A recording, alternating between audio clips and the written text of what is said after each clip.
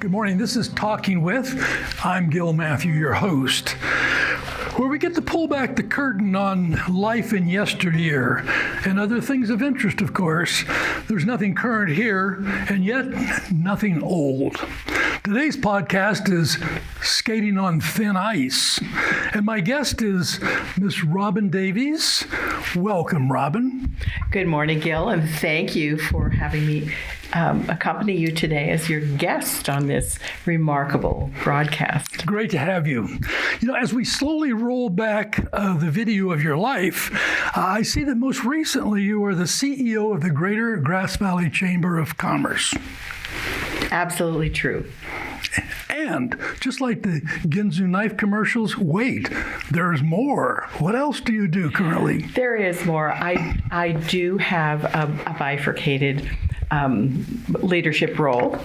I am also the executive manager of the Grass Valley Downtown Association, and it is such a pleasure to have the opportunity to lead both legacy organizations. They are both legacy organizations. As an economist myself, I have a great interest in what you do at the Chamber and the Grass Valley Downtown Association. However, we have no interest in that today. So that may all be fascinating, but I want to roll the video further back, even before the presidency of the Roadshow Company and before the VP of Bal Harbour Galleries, or even before the presidency of Benny's Interiors, or the co-owner of Le Must de Cartier. Yeah, my goodness. I'm going to have to bone up on my French if I'm going to hang around you. So I want to roll this video of your life way back to a young girl, I believe in the state of Washington, and a pair of ice skates. Oh my God. What is that story about? I can tell you the absolute moment that changed my life, Gil. My mother took me at age 10 and a half to see the ice follies. Wonderful. And I had just started ice skating. A field trip to an ice arena with my class. It turned out that I was a natural. I had balance because my mother had put me into ballet classes. So I had that core strength. And so skating was wonderful and I loved it, felt like flying. So she knew my interest in skating. She took me to see the ice follies. And it was wonderful and colorful, delightful. And I was in awe. And at intermission, she said to me, turned and said, "Would you like to take skating lessons?" My response, of course, was yes. And that changed the course of my life. How interesting. And that was in the state of Washington, right? It was. It was in downtown Seattle at the arena. And that moment is absolutely embedded in my brain as that moment that directed my life. And what age were you? 10 and a half. 10 and a half, wow. 10.5. 10.5, and away you went, off to ice skating lessons. Yeah. And how arduous was that? It wasn't initially, because it was just fun. But then, as I progressed and became more proficient, my mother said, "Gosh, maybe you want to participate in skating competitions." And from watching the Olympics that involves some pretty disciplined training. And so my mother hired a coach for me. And I learned what they call school figures, the figure eights that are very intricate and very precise. And she was also my freestyle skating coach. And she taught me all kinds of very interesting moves and tricks. And I loved it. It was so much fun. Didn't feel like hard work. And that led me to continue my skating over dancing through my high school years. And one day our ice arena was closed for repairs, but I needed to skate because you have to continue. The discipline is daily. my mom took me to an arena out in the north end of Seattle, and off I went. And I was skating. It was a larger arena than the one that we had in our small town. And I was having a blast and sailing around and doing my jumps and spins and had a wonderful session. The next day, the phone rings at our home, and it is the arena where I was skating. And they said to my mother, "No, your daughter was seen by an Ice Capades scout yesterday. Would she be available to join our show?" I was 17 years old and had just coming to the end of my high school graduation was imminent. And my mother, God bless her, said yes. Goodness gracious, your mother said yes to a 17-year-old. Yes, she did. Well, it was, it was a different time, Gil, when young people were kind of more grown up, and she signed my contract, and off I went to Tulsa, Oklahoma to join the ice show. Tulsa, Oklahoma? Yes. I was hired by the West Company of Ice Capades, which was their smaller company. And they toured what they call the B cities. The East Company did the A cities like New York and Chicago and Los Angeles. So we did Tulsa and Tampa and Cincinnati and cities of that ilk. And it was a lot of fun. A lot of fun, but interesting that you got to see a great deal of America with that operation. Yes. That most young people don't get to see.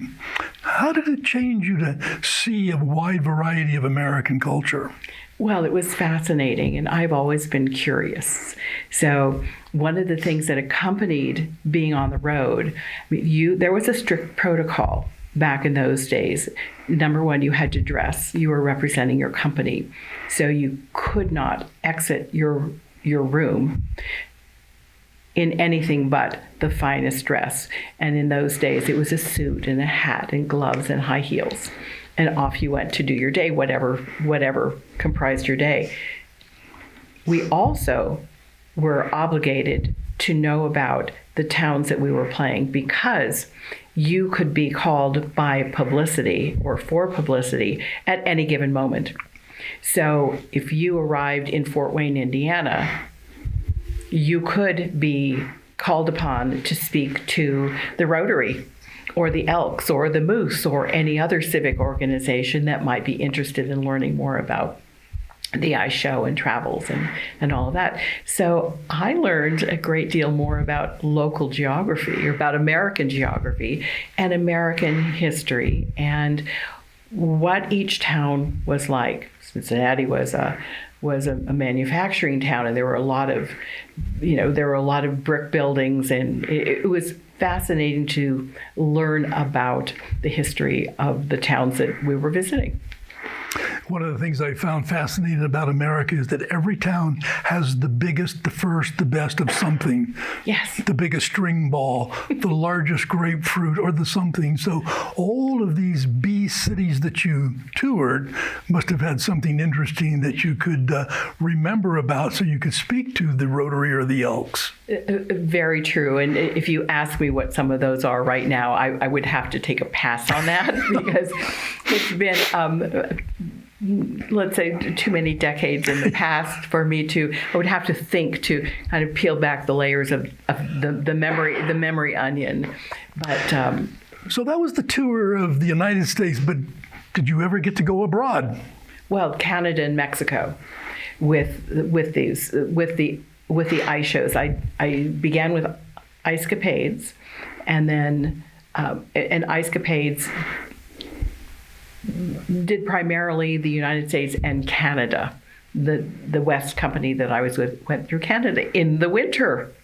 In the winter. by train. Oh, really? Yes, by train. It was quite an experience. And seeing the Canadian cities deep in snow and being in backstage with the big doors open and in your skimpy costumes was quite an adventure. You know, it was very memorable, Gil, I can assure you.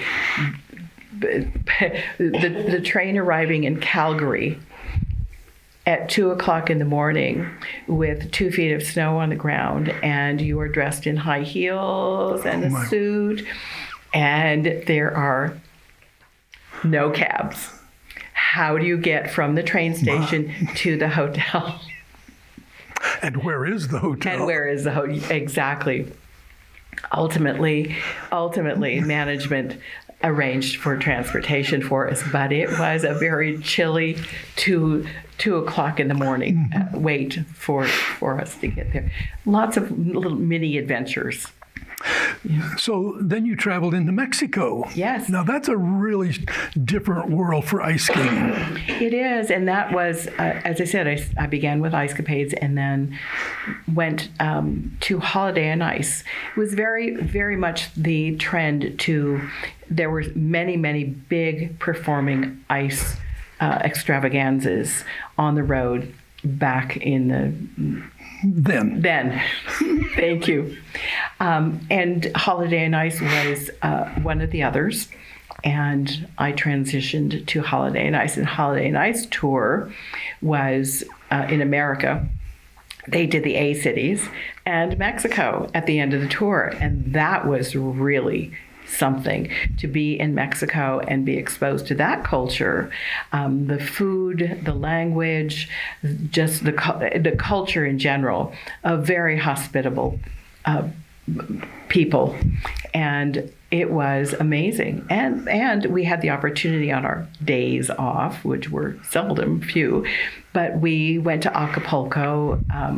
Yes, and that was quite an experience to be able to be immersed in the in Acapulco and see that culture and swim in the sea the sea. Very, very, very broad experience. Well, it sounds like a marvelous experience for a young woman getting to see that much of America and some of the world, traveling with that. And then at some point you left all of that and you went on this long list of things that you have done that could make exciting programs in themselves. Each one of them has a possibility to have a story behind it. But one of the things that you told me some time ago was there was a great reunion last year. Could you tell us about that? My husband Keith Davies and I have been part of the ice show family since the late 60s. And Keith was in administration, and of course I was a skater. So we were very connected to not only our show, but many of the other shows. And there's a camaraderie and there's a shared experience that's so unique when it comes to being part of a traveling production, a theatrical production. And that's exactly what we were. We were theater on ice. And even though there was no spoken word, it was all pantomime. With your smile, you speak with your smile and with the actions of your program. We're a very bonded community and stay very much in touch with each other via social media specifically. And then, of course, we have our own group of friends that have been lifelong since those early times. So we decided that it would be really fun, because everything I do has to be fun. There you go. To mount a reunion, to have a reunion of the skaters and do an all skating reunion, because the Ice Capades, Holiday on Ice, there are many, many different shows out there. Some from Europe, some from South America, Asia. They're mountain, especially in the United Kingdom. Skaters are all over the world, and we are all part of one small family. So we went, why don't we do that? So we did. We put together, we sent out the call saying, are you interested? Would you like to do this? Are you in? And we got a tremendous response. Yes, let's do it. So last May, we had a reunion, a skating reunion for all skaters in Las Vegas. And it was wonderful. It was to be back in the company of the kids, because we were all kids. And we still call each other kids, because that time it just kind of launches you back into the past, and you become that young person that you were then. And those friendships that you had are reinitiated, and it feels as if no time has passed, that there you are, you're in the moment, and all of that warm feeling and that shared experience is right there in front of you. It was really remarkable. So I need to ask you, since I've done some theater, I know what it's like to have had that moment on the stage when you forgot the line or you missed the point or something. So in the skating career that you had, can you tell us one or two of those experiences that you would rather forget? Well, there was a time in Philadelphia when my partner and I, we had a stilt act. And skating on stilts, and the blade was here and the boot was here, and it's this elevated stilt skate. And it was a fun act, and I was in my regular skates, and he's up there, and he lifts me up and turns me around, and we skate together, and I'm up there in the air, and he's spinning me around. Well, he puts me into this, what's called a death spiral. And oops. He slips, he lets go of me. I'm spinning, he's spinning me. He has me by the hand and the foot. And he lets go of me, and I go crashing into the footers. Well, what do you do and how do you recover after that? It was very difficult. It was totally embarrassing. I would rather thank you for bringing that to the surface again, something I would definitely, a performance scar that I would rather not ever have happened. But there you go. That's what happens in live performance. Stuff happens. That's why one of the things that I love about theater is because there's a danger to it. Can they actually do it? You know, if you do it on film, you can cut and you can change and fix it. But in live theater, there is no fix. There is no fix, and that's why you practice every single day. Every single day, the arena was open, and the show director had back on the board, you booked your time. You booked your time for practice, and it really was essential. If you're off for a week, oh my gosh, it's remarkable how fast you lose your ability to hit your mark or to Yes. complete the double rotation of your jump. So, one more embarrassing question, if I may. So, do you ever pull out the old video, stick it in, and watch the performances from years gone past? Not my own, but yes. And online, there are all types of, there's so many remarkable skaters, and there are so many beautiful videos of their beautiful performances. And yes, when I feel a little nostalgic, I will go on to Facebook or YouTube and pull up one of my favorite performers and watch a video of way back when. Well, fascinating story. I'm so glad that you shared it with us today. We pulled the curtain back on a previous life of yours, a fascinating life. You have a fascinating life today, doing some marvelous work here in Nevada County. I want to thank you for being with us today, and I want to thank all of you for participating in this podcast. This is Talking With, and I'm Gil Matthew. Have a great day.